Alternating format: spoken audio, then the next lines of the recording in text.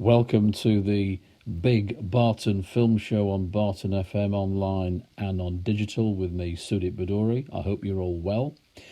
I have just celebrated another birthday landmark, 61, going on 62 now.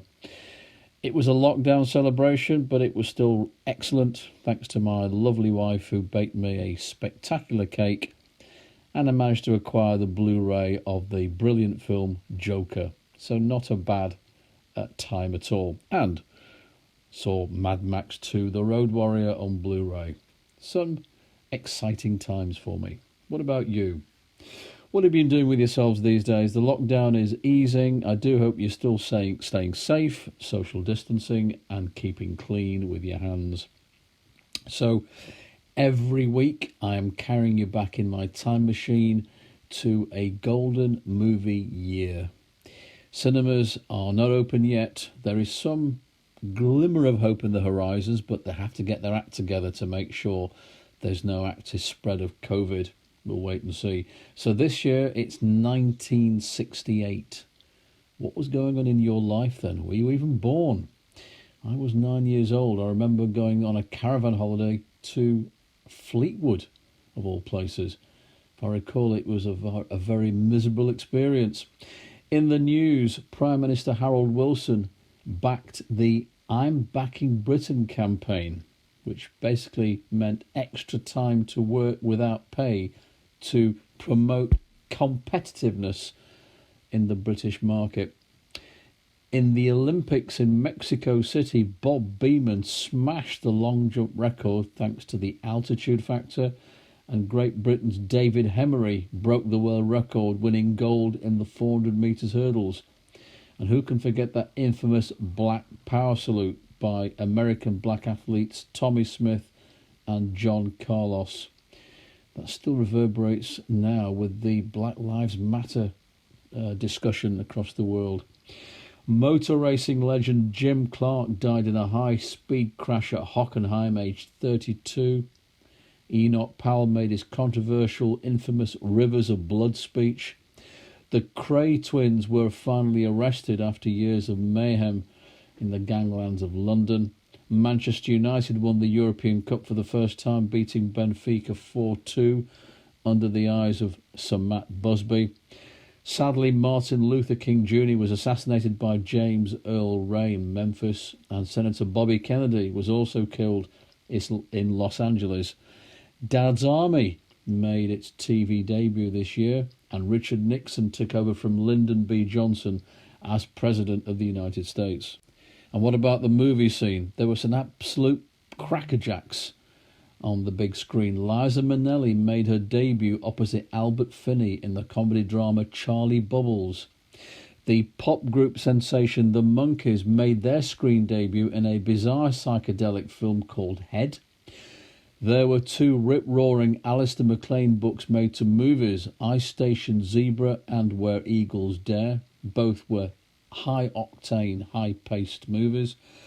The king of zombie films made his bow, George Romero, in the chilling Night of the Living Dead, shot in black and white. Steve McQueen was definitely the king of cool in that cult police thriller Bullet, with that famous car chase on the streets of San Francisco. McQueen also appeared in the Thomas Crown Affair with Faye Dunaway. And that group of ours, oh yeah, they're called the Beatles, remember them? They had an animation. After the successes of A Hard Day's Night and Help, they came out with Yellow Submarine.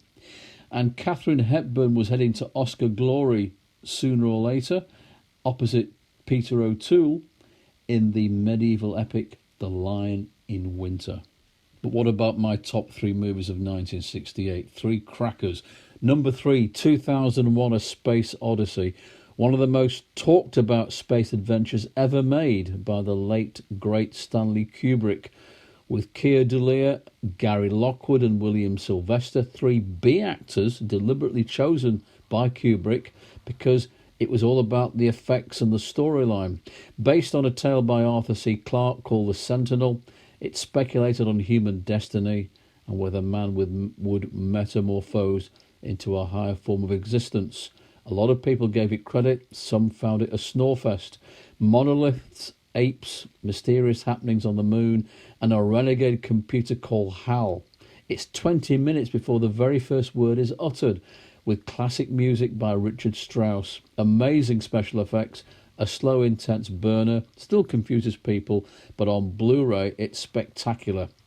Number 2, the controversial If, made by Lindsay Anderson, who previously made This Sporting Year. This starred Malcolm McDowell, a very young McDowell, a kick in the teeth to the establishment systems of public school. And in this one, McDowell plays Mick Travis. He's subject to brutality, he's witnessed bullying, and he knows about the sexual abuse of boys in his public school. So he plots a war against the perpetrators, which culminates in a bloody battle on a school awards day. Original breathless entertainment and a furious assault on the moors of contemporary Britain.